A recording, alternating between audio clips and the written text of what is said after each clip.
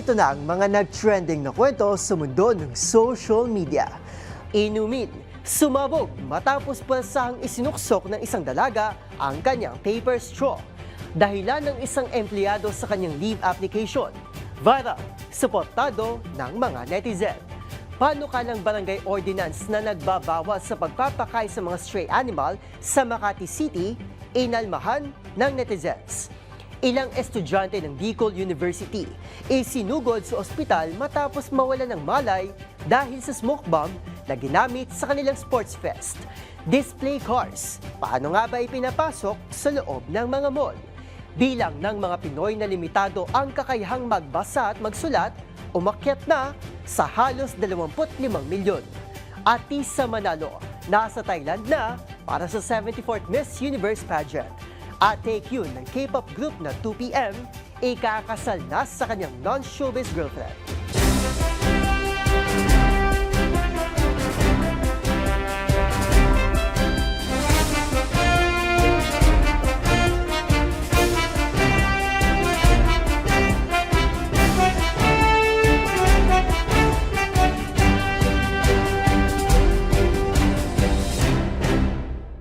Iba't ibang mga nagva-viral na kwento na naman ang ating pag-uusapan.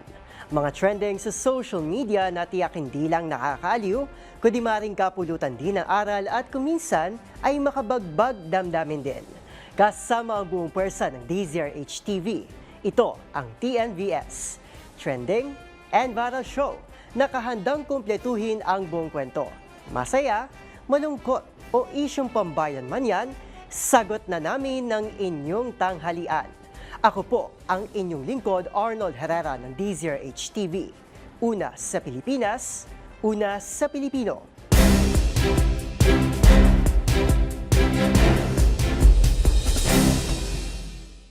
Para sa ating unang istorya ngayong tanghali, nang dahil sa dumaraming kaso ng masamang epekto ng plastic sa mga tao, hayop, o maski sa ating kapaligiran, minumungkahi na sa ilang mga establishmento ang paggamit ng mga paper straw. Pero sa kabila ng magandang dulot ng hakbang na ito, ay hindi pa rin may iwasan na may pahirap pa rin itong epekto.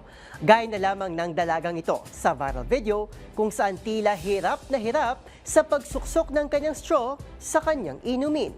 Kung ano nga ba ang nangyari, panoorin sa report ni James Galangue. Samot-saring advokasya inilunsad ng mga environment advocate na ibasura ang paggamit ng plastic sa mga pangunahing establishmento. Yan ay matapos makitang isa ito sa mga nakikitang problema sa bansa, gaya na lamang ng pagkamatay ng mga hayop at mas maglala ng polusyon. Kaya naman bilang solusyon ay minumungkahi ang paggamit na lamang ng mga paper bag sa mga mall at paper straw naman sa mga kainan. Pero sa kabila ng mga magandang dulot ng mga hakbang na ito, abay syempre hindi pa rin mawawala ang ilan sa mga may hirap na pwedeng danasin dito. Gaya na lamang ng dalagang ito sa viral video na hirap ipasok ang kanyang gamit na paper straw sa kanyang inumin. Kung sa plastic straw ba naman kasi ay malamang isang suksok mo lang ay madali na kaagad mabubutasan ang takip. Pero kung ang gamit mo ay paper straw, abay kakailanganin mo ng kaunting puwersa. Ngunit tila napasobra ata sa lakas ang dalaga, kaya naman ito na ang mga sumunod na nangyari.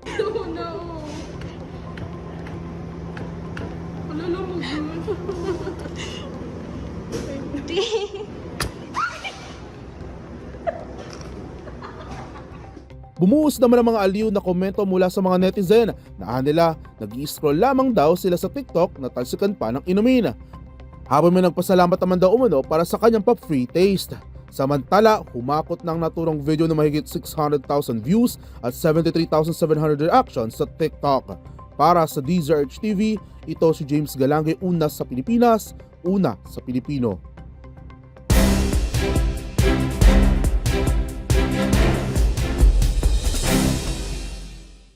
Para sa ating next viral story, karapatan ng bawat empleyado ng isang kumpanya ang pagkakaroon ng panahon para sa pamilya na unahin ng kalusugan at ang kanyang sarili.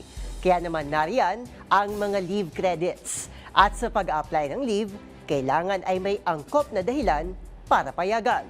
Sa viral na leave application na ito, ano kaya ang dahilan ng empleyado at bakit suportado siya ng mga netizen? Ibabalita yan ni Rose Babiera. Ang mga empleyado ay may karapatan na lumiban sa trabaho sa oras ng emergency, may sakit o bunsod ng mga personal na dahilan. Maaaring kaarawan ng kamag-anak, bakasyon o minsan ay kailangan lang huminga mula sa trabaho.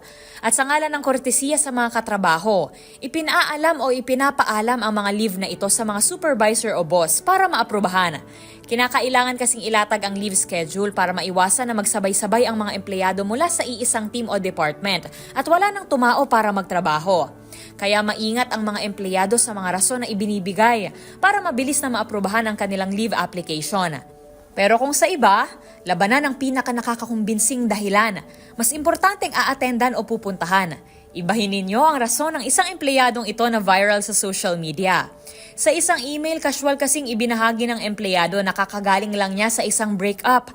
Dahilan kaya hindi siya makapag-focus sa trabaho. I need a short break, pahayag niya ng may paninindigan. At dahil dito, nag-request ito na mag-leave ng higit sa 10 araw. At ang kanyang tapat na rason, suportado ng mga netizen. Hindi kasi dapat ini-invalidate o ipinagkikibit-balikat na lang ang isang heartbreak dahil tunay namang mahirap mag-focus ang isang tao kapag ito ay nasasaktan pagtatanggol ng isa. Dapat hayaan ng empleyado na magpahinga kaysa naman hindi maging epektibo at mali-mali ang maging trabaho, segunda ng isa pa. Ang isa, ibinahagi naman ang karanasan ng kakilala kung saan ang reason of leave ay hindi maganda ang pakiramdam ng kanyang pusa. At dahil may alagang pusa raw ang kanyang boss, inoprobahan agad ito. Paglilinaw ng marami ang paglilive ay karapatan ng bawat empleyado at hanggat na ipaalam ito ng maayos o mas mainam ay in advance. Maaari itong gamitin ng mga trabahador anuman ang rason at hindi dapat nakabatay sa bigat o babaw ng dahilan ang pag-aproba nito. Para sa DZRH TV, ito si Rose Babiera. Una sa Pilipinas, una sa Pilipino.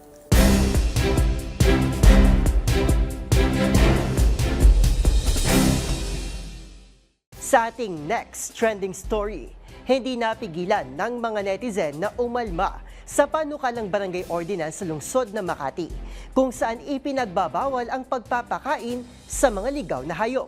Ayon sa mga ito, may tuturing na hindi makatao at kontra sa mga makabagong pamamahala sa mga hayop ang naturang panukala. Ang pahayag ng ilang animal welfare organization at ang hinaing ng mga tao online. Sa report ni Mili Borja.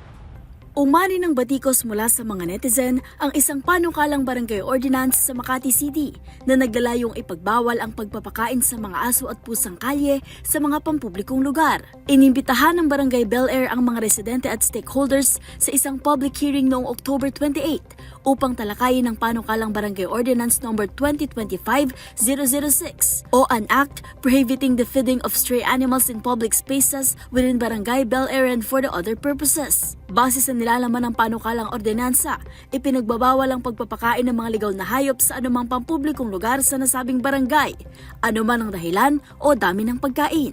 May kaukulang multang 1,000 piso para sa sinumang lalabag dito. Agad namang umalma ang mga animal welfare advocates at mga mamamayan, kabilang ang non-profit organization na Potion Project na itinuturing ng panukala bilang hindi makatao at kontra sa makabagong pamamahala sa mga stray animal. Iginiit ng grupo na dapat pasalamatan ang pamahalaan ng mga individual at organisasyon na voluntaryong tumutulong sa maayos na paraan ng pagkontrol sa mga stray sa halip na parasaan sila. Giit nito, marami sa mga nagpapakain ang nagpapakapundi ng mga hayop na bahagi ng responsableng stray management.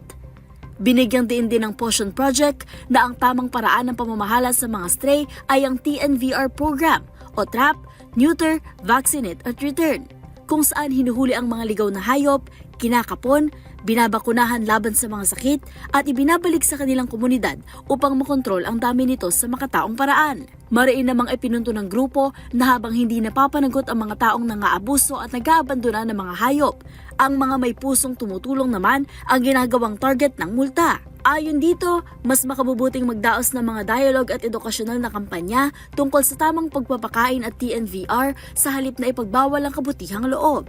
Sa mga social media post, marami rin sa mga netizen na nagpahayag ng galit at pagkadismaya sa panukalang batas. Marami ang nagtuligsa sa kakulangan naman ng empathy ng mga panukalang ito at nanawagan na parusahan sa halip ang mga irresponsableng pet owner.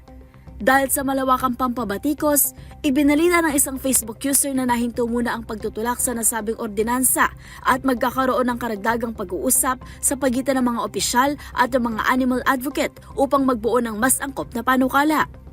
Base sa Animal Welfare Act of 1998, ipinagbabawal ang anumang uri ng pagmamalupit, pang-aabuso o pagpapabaya sa mga hayop, kabilang ang hindi pagbibigay ng sapat na pagkain, pangangalaga at masisilungan.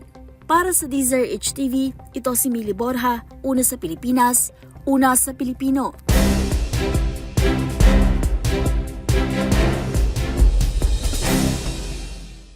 Ang ating sunod na viral story, ilang mga mag-aaral na bahagi ng malaking performance sa isang sports fest sa Bicol University ang isinugod sa ospital matapos na mahirapang huminga at mawalan ng malay.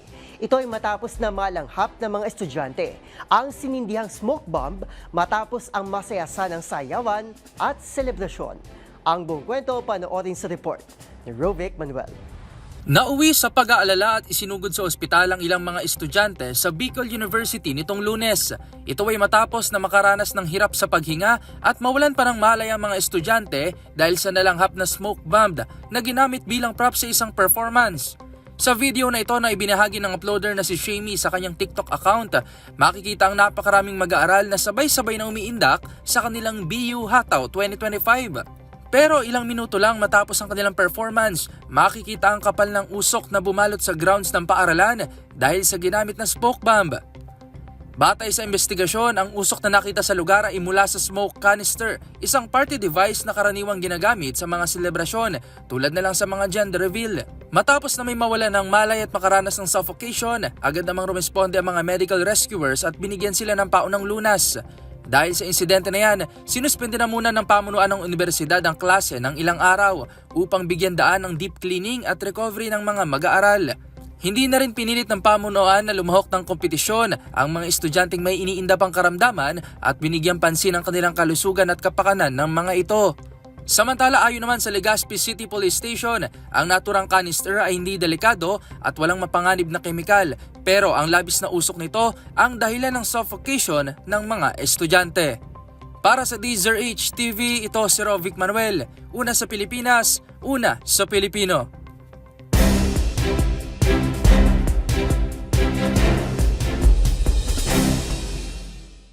Sa ating sunod na istorya, tuwing tayo ay namamasyal sa mga mall, iba't ibang showcase ng mga produkto ang tumatambad sa atin. Gaya na lamang ng mga SUV na katakatakang nakaparada mismo sa gitna ng isang enclosed space. Kaya naman, malaking palaisipan pa rin para sa marami kung paano nga ba nakakapasok ang mga kotse sa loob ng mga mall. Ito nga ba'y minamaneho papasok sa loob o sa loob mismo ina-assemble? Ang kasagutan, alamin sa aking report. Libangan ng pamilyang Pilipino ang pamamasyal sa mga mall upang kumain at mag-shopping. Dito, hile-hilerang store outlets ang pwedeng pamilian, depende kung ano ang swak sa iyong panlasa. Pero maliban sa mga ito, agaw pansin din ang mga naglalakihang kotse na katakatakang nakaparada sa gitna ng isang munting entablado sa itaas na palapag ng gusali. Bagay na isang malaking palaisipan. Hati tuloy ang marami. Ipinasok ba ito? O baka naman sa loob mismo ng mall, ina-assemble? Come on in, look at what we've got. There's so much more, there's such a lot. Here at SM, we've got it. Ang sagot, ang mga ito pala ay ipinapasok sa mall at hindi mano-manong ina-assemble matapos ang mall hours, gaya ng inakala ng tatay na si Brian, na proud pang ipinaliwanag sa kanyang anak. Makikita sa video kung paanong dahan-dahang minamaneho ang isang SUV papunta sa common area habang minamanduhan ng isang security guard. Dagdag nga ng netizen na ito, akala niya ay peking sasakyan o for display lamang daw ang nakaparada sa loob ng mall. Paglilinaw pa ng ibang netizen, Pinadaraan daw sa higanteng pintuan at sa steel ramp ang kotse upang maipasok ito sa loob. At kung sa itaas naman na palapag ito ay pupwesto, ginagamitan daw ito ng car lift elevator na hindi accessible sa publiko, kung saan din karaniwang itinatawid ang mga higanteng dekorasyon o di naman kaya ay ipinadaraan sa parking lot na may rampa. Para sa DZRH TV, ito si Arnold Herrera. Una sa Pilipinas, una sa Pilipino.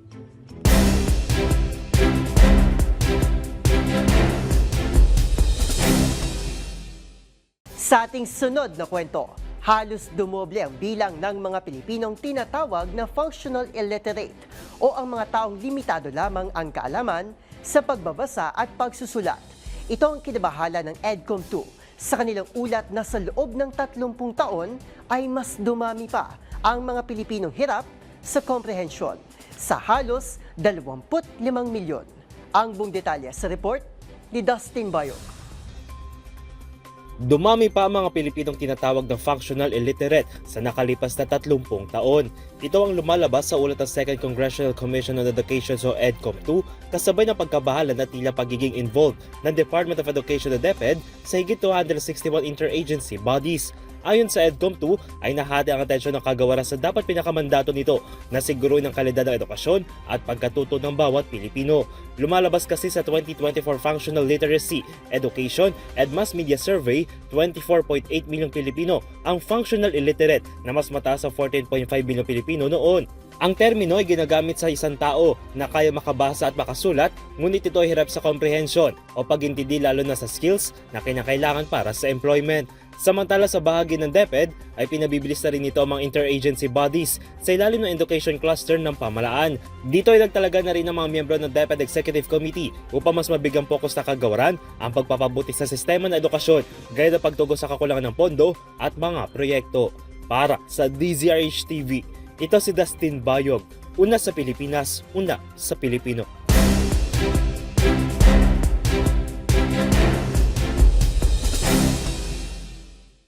At sa mundo naman ng showbiz, nasa Thailand na at handang-handa ng makipagpuksaan ang pambato ng Pilipinas sa prestiyosong Miss Universe pageant na si Atisa Manalo. At sa mundo naman ng K-pop, officially off the market na ang 2PM member na si Taekyon matapos i-anunsyo ang kanilang pagpapakasal ng kanyang non-showbiz girlfriend. Narito ang report ni Showbiz Angel. Mainit na sinalubong ng fans ang pagdating sa Thailand na pambato ng Pilipinas sa 74th Miss Universe na si Atisa Manalo. Winelcome siya ng Vice President ng Miss Universe Asiana na si Nawat Itzragrisil. Kaya hindi ng newly crowned Miss Grand International na si Emma Mary Tiglao. Sa ngayon, abala ng 28-year-old beauty queen at tuwang Quezon Province sa mga pre-pageant activity. Agad naman pinusuan ng netizens ang all-black look ng binansagang pambansang manika para sa shoot ng isang cosmetic brand. And speaking of outfit, talagang kaabang-abang ang magiging national costume ni Atisa na gawa ni Mac Tumang. At syempre ang kanyang inarampang evening gown na gawa naman ni Val Taguba na siya ring designer ng iconic pink gown ni Atisa noong MUPH competition. Sa November 21, makikilala ang bagong Miss Universe na papasahan ng corona ni Victoria Tilvig ng Denmark. Samantala, sa mundo naman ng K-pop, ikakasal na sa susunod na taon ang 2PM member na si Taekyon. Ayon sa kanyang agency, next spring, nakatakdang magpalitan ng matamis na I Do sa Seoul ang South Korean singer-actor at kanyang non-showbiz girlfriend. Sa Korea, ang spring ay mula Marso hanggang Mayo. Kasunod naman ang anunsyo tungkol sa kanyang wedding sa pamamagitan ng isang Instagram post, may heartfelt letter si Taekyon para sa lahat ng mga patuloy na sumusuporta sa kanya. Kung matatandaan, last February, umugong ang haka-hakang engaged na ang idol actor matapos mag-viral ang kanilang larawan ng nobya habang nasa Paris.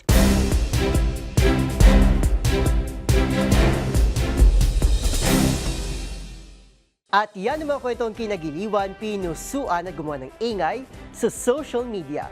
Kung meron din kayo mga katulad na istorya, ay i-share nyo na yan sa ating comment section o di naman kaya ay itag nyo kami sa TikTok at DZRH News. Maraming salamat po sa inyong patuloy na pagtangkilik sa ating programa. Magkita-kita tayo muli bukas para muling himayin, tuklasin at buuin ang mga detalye. Para kapag nakita mo ang viral video na may nag-share, ikaw na mismo ang magdaragdag ng mga impormasyong nalaman mo sa TNVS, Trending and Viral Show. Ako po si Arnold Herrera ng DZRH TV, una sa Pilipinas, una sa Pilipino.